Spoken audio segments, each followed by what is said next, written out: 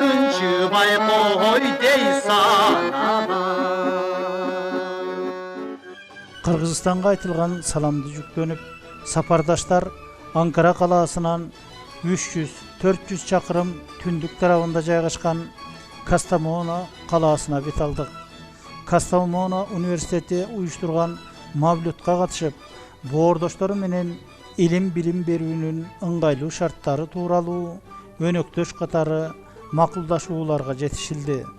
Бүгүн сиздер менен жарык жүздө ушул куттуу жумалык мааракесинде жолукканга мен өтө кубанычтамын.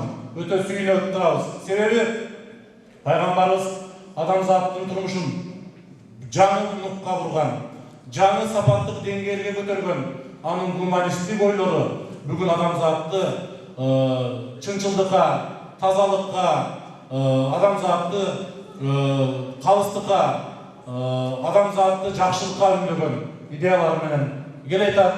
Андан кийин мындан кийин дагы мына илахият факультети Кастамон университетинде 1 жашка толуптур. Биздин университеттеги илахият факультети 19 жашка толду. Байланыштар болот деп ойлойм. Кастамона бизге өтө жакты. Кыргыз жери менен Кастамона өтө окшош. Арчалар, токойлор, орманлар. Дарактар бул биздин дарактар. Ошон үчүн адамдардын жүзүндө да, силердин жүзүңүздөрдө да, сиздердин жүрөгүңүздөрдө да бизге карата болгон бир туугандык мамилени сезип атабыз. Biz bul gündü 70 yıl, 80 yılga jakın küttük.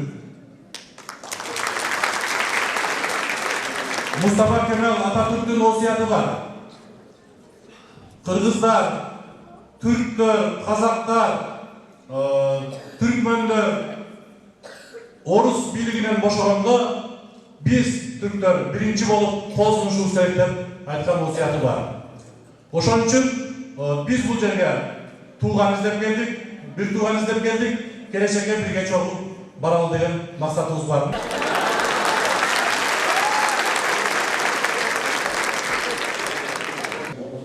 Урматтуу мырзалар, жанайымдар, урматтуу бир туугандар, урматтуу боордоштор, бүгүн мен бактылуумун.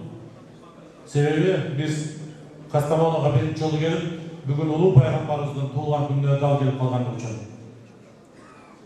Баарыңыздарга Алла Таала жакшылыктарын берсин. Биздин бир туугандыгыбызды арта берсин. Дайыма түрк элдери ынтымакта, биримдикте жана дүйнөнү таң калтыра турган ийгиликтер менен дайыма биздин тагдырыбыз коштолсун. Чоң рахмат.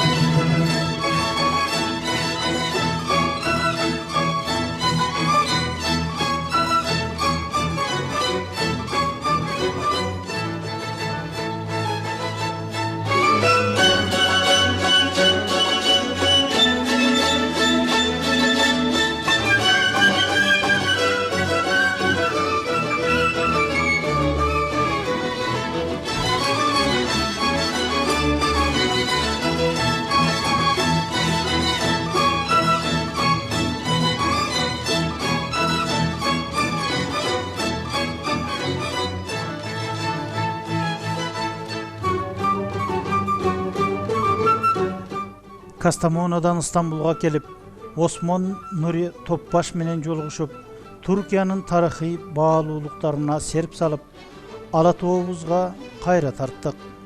Бүгүнкү түрк боордошторго өз мезгилинде ийиндешип, улуу дөөлөттү бекемдөөгө салым кошкон тарых тереңине кайрыларыбызды эсиңиздерге дагы бир ирет салуу менен бүгүнкү баянга чекит койсом